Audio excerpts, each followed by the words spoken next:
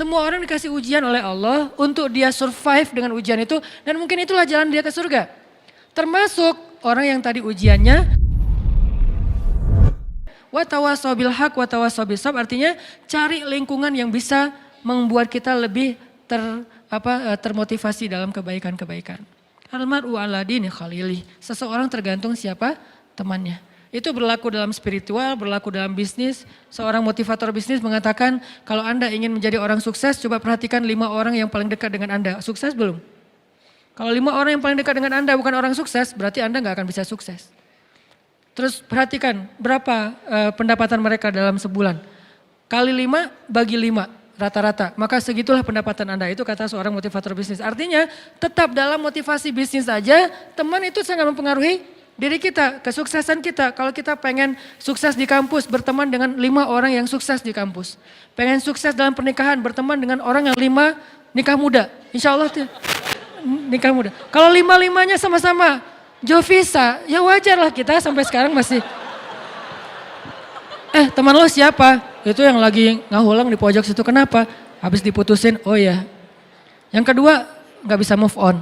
Yang ketiga, stalkingin mantan. Yang keempat, jadi 5 temannya semuanya belum bisa move on dari masa lalu gitu. Dan nasibnya sama, diputusin. Gak ada yang nyambung gitu ya. Berarti ya wajar. Perhatikan siapa teman kita. Intermezzo doang. Intinya adalah, tapi serius ya. Intinya adalah dalam amal soleh juga kayak gitu teman-teman. Karena saya kundayan, saya nahnu du'at walaysa qudat, kami adalah da'i bukan hakim. Jadi saya tidak menjawab pertanyaan itu dari sisi fatwa. Ustaz Abdul Somad sudah menjawabnya dari sisi fatwa tentang masalah LGBT dan segala macam. Itu bagiannya Ustaz Abdul Somad. Allahu alam, beliau lebih mengerti ilmu daripada saya. Saya da'i, maka saya ngasih solusi. Solusinya apa? Tadi, belajar iman, belajar amal soleh, cari lingkungan. Karena kenapa? Kita sangat terpengaruh oleh lingkungan. Jadi Nabi Yusuf juga normal, sangat normal. Istrinya Nabi Lut normal. Kalau nggak normal nggak nikah sama Nabi Lut dong. Kan normal kan, berarti istrinya Nabi Lut, bukan istrinya cewek mana gitu. Enggak kan ya? Jadi dia nikah dengan laki-laki, berarti normal dong istri Nabi Lut. Terus masalahnya apa? Dia kayak mendukung orang yang punya ujian. Saya nggak nyebut dengan bahasa lain, saya lebih suka menyebutnya dengan ujian. Karena semua kita diuji, ada yang diuji dengan sifat kikir. Ustadz, saya tuh insya Allah kalau tahajud rajin. Kalau duha, alhamdulillah. Tapi kalau sedekah kenapa ya? Agak-agak berhitung gitu Ustadz. Kayak susah banget mau ngetik angkanya gitu Ustadz. Kalau bisa 0 semua gitu. Nolnya sih banyak, tapi gak ada angka satunya kan sama aja ya. 0 semua. Kayak susah banget mau ngasih. Ada orang kayak gitu teman-teman. Ada yang kebalikan. Ustadz, saya tuh emang kalau insya Allah kalau sedekah saya jor-joran gitu. Tapi kalau disuruh puasa sunnah kayak berat banget Ustadz. Boleh gak Ustadz puasa Ramadan saya pakai qadha aja, saya pakai fidyah aja. Gak apa-apa, fikih fidyahnya berapa Ustadz? Sekian genggam beras, saya kasih 1 ton deh. Gak bisa. Jadi ada orang yang diuji dengan sifat kikir, ada yang diuji dengan sifat males, ada yang diuji dengan sifat baperan, suka cemburu yang berlebihan, suka curiga yang berlebihan dengan pasangannya. Kita setiap hari harus live Sherlock ya. Lo kemana aja gitu kan ketahuan gitu kan. Kayak super duper gitu kan. Terlalu posesif misalnya. Itu kan ujian ya. Ujian kalau laki-laki mungkin diuji dengan temperamen. Itu kan masalah dia yang dia harus coba beresin. Ustadz, saya tuh orangnya suka memberi. Saya orangnya alhamdulillah tahajud. Saya tuh alhamdulillah tilawah. Tapi di jalan gak bisa nahan diri untuk marah. Klakson panjang, terus buka kaca marah-marah keluar, terus langsung nyegat orang di jalan, terus dilabrakin, kalau perlu dipecahin kacanya, dan segala macam lah kayak gitu-gitu. Saya juga pernah kayak gitu, soalnya konyol. Udah gitu saya taubat nasuha deh. Kenapa? Melototin orang pasti buka, Ustadz, gak jadi, pergi aja. Udah melototin gak jadi gitu kan, malu banget ya. Nah, jadi akhirnya taubat, gak mau lagi kayak gitu, sesekali sih masih. Artinya teman-teman itu kan ujian masing-masing orang. Termasuk ada orang yang ujiannya apa? Gak bisa jaga mata. Gak bisa jaga mata. Susah banget gitu. Yang lain dia bisa zikir. Astagfirullah, astagfirullah, astagfirullah, subhanallah, subhanallah, subhanallah, subhanallah, subhanallah.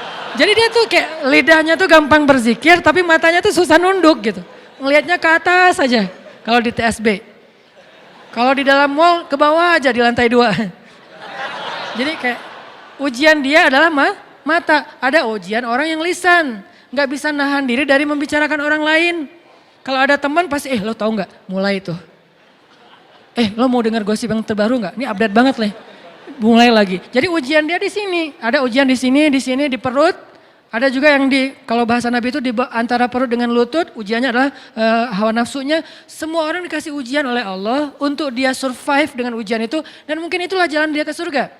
Termasuk orang yang tadi ujiannya suka kepada sesama jenis, itu ujian dia.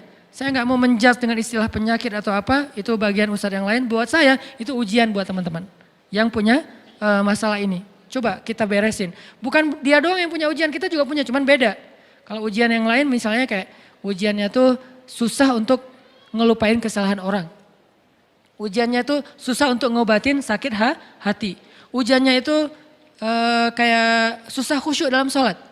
Asal udah sholat, asal udah takbir, banyak ide. Allahu Akbar. Oh iya benar tuh.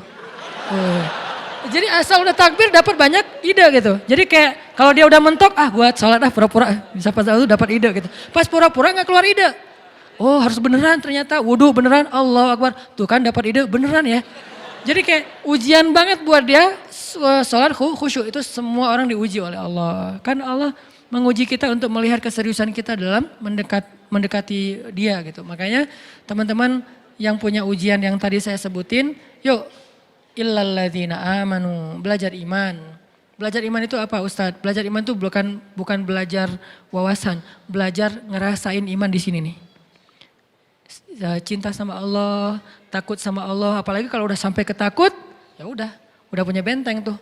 Sehingga ketika Umar bin Abdul Aziz pertama kali jadi khalifah, lalu dia kayak speech gitu, sambutan presiden baru gitu kan. Ketika dia speech, kalimat pertama yang keluar dari Umar bin Abdul Aziz apa? Inni akhafun nar, saya takut kepada neraka. Itu kalimat pertamanya Umar bin Abdul Aziz ketika menjabat sebagai presiden.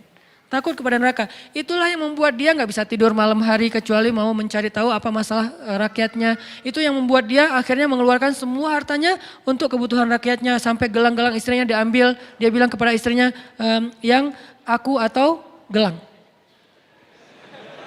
Maksudnya gimana? Kalau kamu pilih aku, maka berikan gelang itu untuk rakyat. Kalau kamu pilih gelang, maka aku tinggalkan kamu secara baik-baik, kita jalan sendiri-sendiri. Kayak gitu Umar bin Abdul Aziz. Jangan langsung dipraktekin ya. Karena Umar bin Abdul Aziz ngomong kayak gitu setelah mendidik istrinya sekian tahun. Dan istrinya juga bukan perempuan biasa. Ummul Ayal, perempuan ini namanya Fatimah. Itu juga anak raja, orang hebat banget, soleha banget. Makanya Umar bin Abdul Aziz tahu lah level istrinya. Sehingga dia bilang, yang gelang atau aku? Setelah dijelaskan oleh Umar bin Abdul Aziz, apa kata jawaban istrinya? Wahai Umar bin Abdul Aziz, yang bukan cuman gelang, dunia dan seisinya kalau kamu minta aku berikan selama Allah ridho kepadaku. Itulah istri yang soleha. Berdoalah semoga kita diberikan makmum seperti istri Umar bin Aziz. Tapi kitanya harus jadi Umar bin Abdul Aziz. Jangan yang gelang atau aku, buat apa? Mau beli motor baru. Gak benar ya. Mau beli apa misalnya kayak kebutuhan kayak hawa nafsu kita doang. Jangan.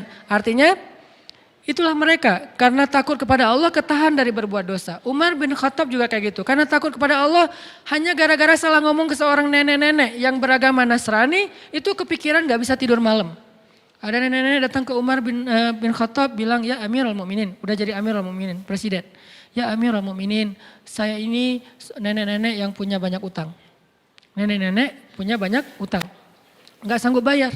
Boleh nggak saya minta tolong dari Baitul Mal supaya saya bisa bayar hutang. Buat apa hutangnya Nek kok banyak banget? Nenek kolektor barang-barang antik. Bukan, saya itu hutang karena nggak punya keluarga yang menafkahi saya. Sehingga saya berhutang udah numpuk sekarang. Angkanya sih nggak gede, cuman buat seorang nenek-nenek yang nggak punya pekerjaan besar. Akhirnya Umar mengambil dari Baitul Mal dibayarin hutangnya. Nggak sengaja Umar ngelihat nenek-nenek ini pakai kalung salib. Umar baru tahu ternyata dia Nasrani bukan Muslim. Akhirnya Umar nanya gini, Nenek udah ngeliat kan Islam kayak gimana? Ya gimana menurut Nenek? Islam agama yang luar biasa. Kamu adalah seorang pemimpin yang adil. Saya respect banget dengan agama kamu. Nek, kenapa Nenek gak masuk Islam? Ngomong gitu. Ya saya udah tua, udah gak sanggup mikir yang kayak gitu-gitu terlalu berat buat saya. Buat dia tuh ideologi itu berat. perdebatan mana yang benar mana yang salah berat. Ya udah, oh ya udah, pulang aja Umar. Sampai di rumah Umar kepikiran, astagfirullah ya Allah, apakah saya memaksa nenek itu masuk Islam gara-gara adegan tadi? Gimana nih kalau gitu memaksa berarti saya udah melanggar ayat la ikraha fiddin. Tidak boleh memaksa dalam urusan agama. Astagfirullah ya Allah, maafin saya nggak ada maksud, nggak sengaja. Lama dia kepikiran, malam nggak bisa tidur, bolak-balik nggak bisa tidur. Sampai ditanya sama istrinya Umar, Atika, ya Umar kenapa kamu nggak bisa tidur? Ya Allah ampuni saya, ampuni saya, ampuni saya. Dia nggak mau ngomong sama istrinya semalaman. Kenapa? Takut sama Allah. Besok dia datang kepada seorang sahabat yang paling bijaksana, Ali bin Abi Thalib. Ali itu paling bijaksana, luar biasa ilmunya. Ya Abul Hasan panggilannya. Ali gimana nih? Gimana emang ceritanya? Diceritain. Wahai Umar, kamu bermaksud memaksa? Tidak, kalau gitu innamal a'malu binniyat.